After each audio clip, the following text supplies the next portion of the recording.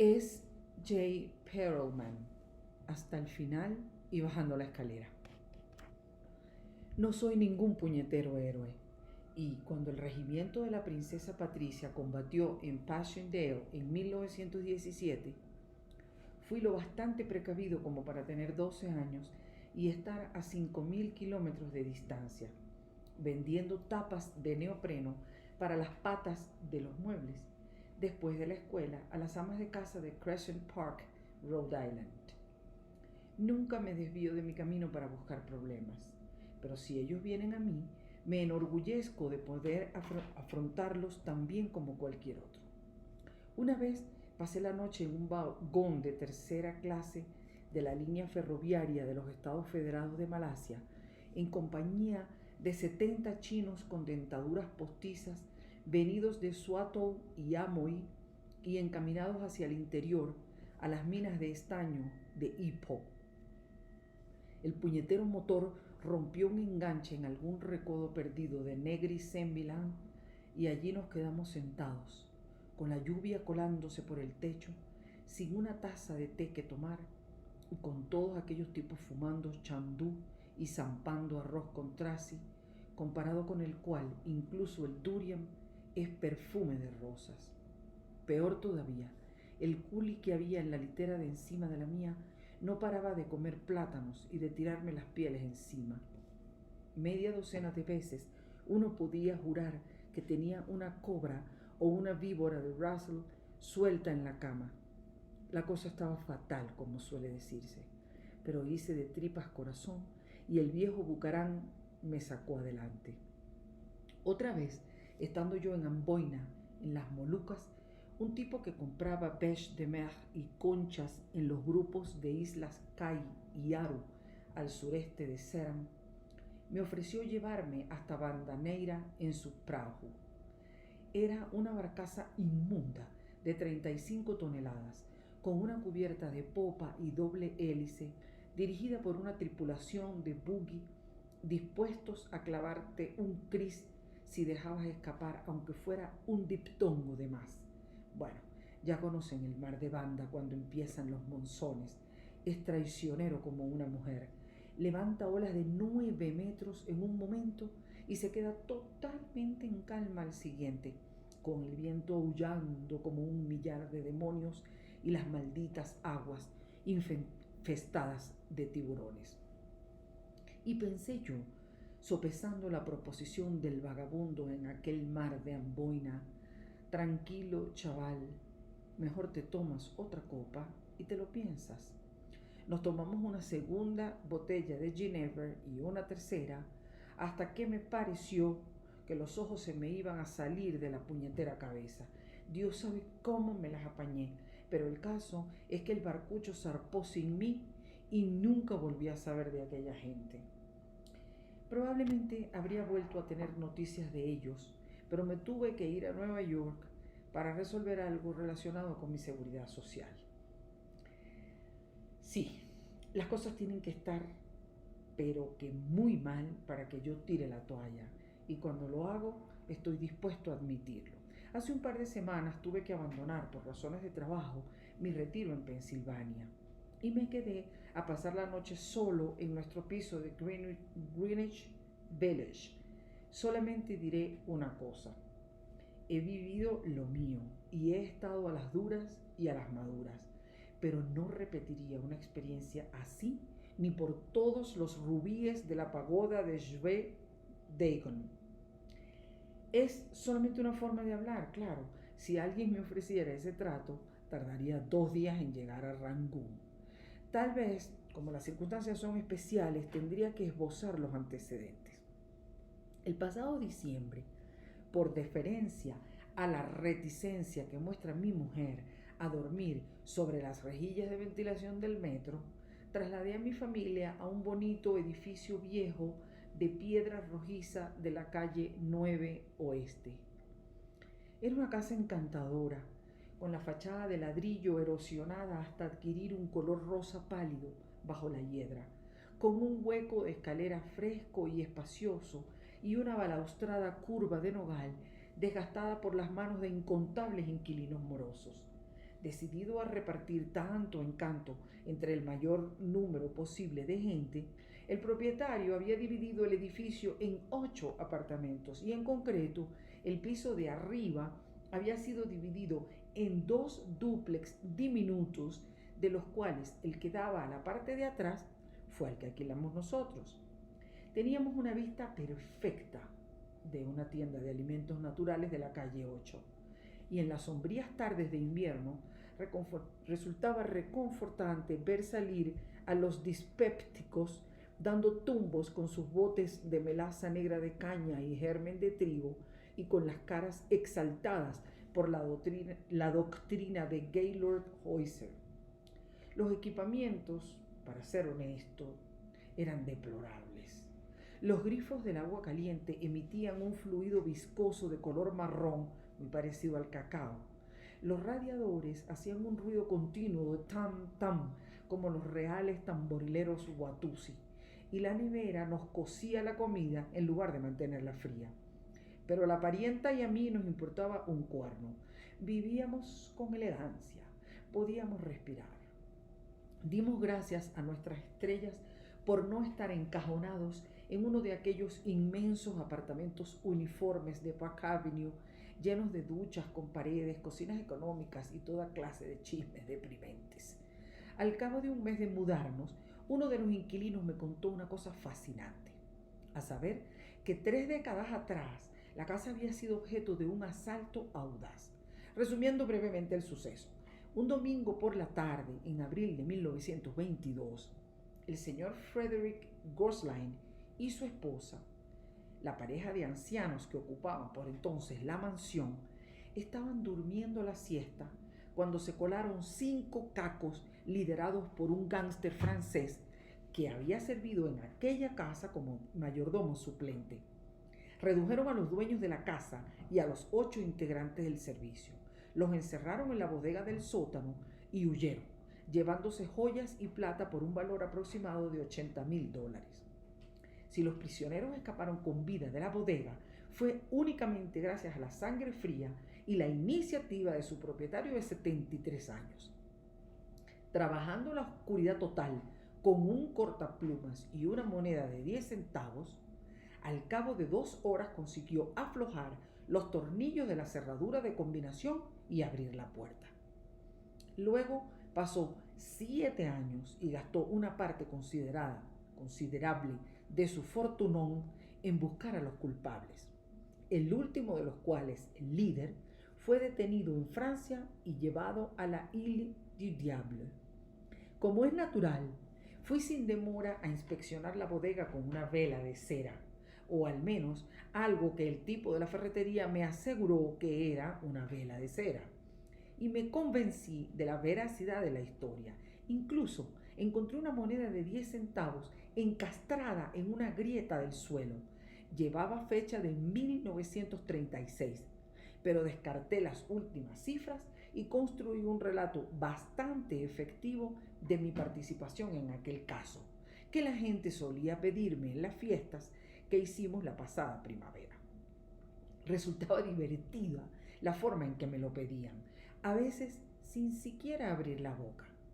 A veces se limitaban a permanecer de pie y estar ansiosos, con lo cual yo, siendo el anfitrión, obviamente tenía que contárselo. Pero todo esto lo digo de pasada, ustedes ya están ansiosos por oír el relato de la noche que entré allí solo. Pues bien, llegué al centro de la ciudad un viernes por la tarde a las 6, bastante cansado y sin nada que hacer. Resulta curioso que ellas prefieran quedarse en casa y lavarse el pelo en lugar de aceptar una cita en el último minuto. Nunca lo entenderé. Pero tal como decía, estaba cansado y me apetecía una sesión tranquila leyendo a Gibbon o a Trevelyan. 11 horas sin abrir los ojos y ponerme nuevamente en marcha hacia Pensilvania a primera hora de la mañana. Uno de mis vecinos, un joven que hace de modelo para esos anuncios de collares Bronzini en los que sale gente con el torso transfigurado por el paso de un dirigible, estaba cargando una máquina de coser portátil y un juego de cuencos para ensalada en un maletero de su MG. ¿Qué tal? dijo sorprendido. Pensaba que hoy habíais largado todos. Le expliqué mi presencia y se estremeció. Demasiado lúgubre. No queda ni un alma en la casa. Los Cadmus acaban de largarse a su guarida de Bugs. Hasta Beno Troglodyte se ha ido a la playa y ya sabes lo apolillado que está ese viejo. La soledad me trae sin cuidado, le dije con solemnidad. Cada uno ha estado en los lugares, cuando uno ha estado en los lugares recónditos de la tierra en los que he estado yo, se vuelve bastante autosuficiente. Recuerdo una vez en Trebisond. El rugido de su motor pequeño pero potente ahogó el resto de mi frase y con un giro de muñeca se alejó por la calle 9. Menuda aceleración tienen los OMG. Lo vi desaparecer a lo lejos y luego subí la escalera poco a poco. De alguna forma, no sabría decir por qué, un cambio de humor asombroso se adueñó de mí, un malestar vago e indescriptible. También la casa parecía haberse alterado misteriosamente. El hueco de la escalera ya no era tan fresco ni espacioso como en el pasado. El aire parecía estancado y resultaba opresivo, como si se filtrara a través de felpa caliente. Y me imaginé secretos inconfesables detrás de todas las puertas frente a las cuales pasaba. Mientras intentaba meter la llave en la cerradura de nuestro apartamento, se me aparecieron las caras lívidas de Andrew y Abby Borden. Con un tic electrizante abrí la puerta. Me precipité dentro y cerré a toda prisa. Bajo los débiles rayos de sol que se colaban por entre las lamas de las persianas venecianas, pasé revista cuidadosamente a la sala de estar, con su suelo desprovisto de alfombra y sus muebles cubiertos por capas de polvo. No parecía que faltara nada, pero decidí volver a inspeccionar. Me relamí y hablé en un tono apaciguador que dejaba bien claro que no sería capaz de molestar ni a un perro. ¿Hay alguien en casa?, pregunté. No hace falta decir que si alguien me hubiera contestado, me hubiera caído muerto al instante. Satisfecho de que no hubiera intrusos corpóreos a la vista, subí de puntillas la escalera que llevaba a los dormitorios. Caminar por las selvas del sureste de Siam me enseñó hace mucho tiempo a avanzar sin mover ni una ramita, y llevé a cabo un registro rutinario de los armarios.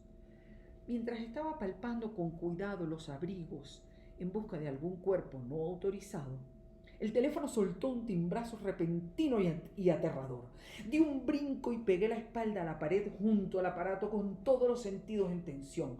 Algo muy desagradable se avecinaba. Recordé con claridad haber dado de baja la línea telefónica un mes atrás. ¿Tenía que responder o tratar de ganar tiempo? Intenté imaginar la cara que había al otro lado de la línea, su sonrisa torcida y sus ojos pequeños y siniestros, y empezó a sudarme el cuero cabelludo. Luego recobré el equilibrio. Era mejor conocer a mi enemigo que sucumbir a aquel horror desconocido y soterrado. Cogí el auricular. «¿Control de cucarachas de la zona Grand Central?», dije en tono neutro. «Le habla Leonard Vasey». Hubo una pausa tensa y, apreciando la estatura de su adversario, el desconocido colgó, frustrado. Yo había ganado el primer asalto, pero a partir de ahora mi seguridad dependía de que me mantuviera extremadamente alerta. Con el propósito de afilar mis facultades al máximo, decidí tomarme 2 dedos de coñac. Un registro de los armarios de la cocina no logró localizar dicho reconstituyente. Sin embargo, encontré una lata de zumo de tomate caliente cuya tapa conseguí abrir con un cuchillo para despepitar manzanas. 5 o 6 gasas bastaron para obturar el tajo de nada que me hice en la muñeca, y después de quitarme toda la ropa, salvo los pantalones cortos, ya que no me convenía llevar un exceso de equipaje si surgía una emergencia, abrí mi libro de Gibbon por las campañas de Diocleciano. Qué espíritu tan noble insuflan aquellas épocas majestuosas, qué sabiduría y qué calma celestial. Reflexionando sobre la mezquindad de los historiadores de nuestros días, me hundí en un plácido sueño que debió durar alrededor de 4 horas. Poco después de la medianoche, me desperté con la convicción irrebatible de haber negligido alguna obligación vital. Me quedé rígido, pugnando por recordar de qué se trataba, y de pronto me vino a la cabeza. Con las prisas del traslado, el otoño pasado me había olvidado de darle el aguinaldo de Navidad al portero de nuestra nueva morada. Supongo que su mal humor se había convertido en una manía persecutoria que ahora exigía mi extinción. Debía de haberme visto entrar solo en casa esa noche. Había decidido aprovechar la oportunidad de quitarme de en medio, y en ese preciso momento estaba subiendo la escalera de puntillas con una cuchilla de carnicero en la mano. Me vi a mí mismo cruelmente desmembrado, con la cabeza en una sombrerera como al caer la noche, y las extremidades envueltas con lona y desperdigadas por una docena de consignas de estaciones.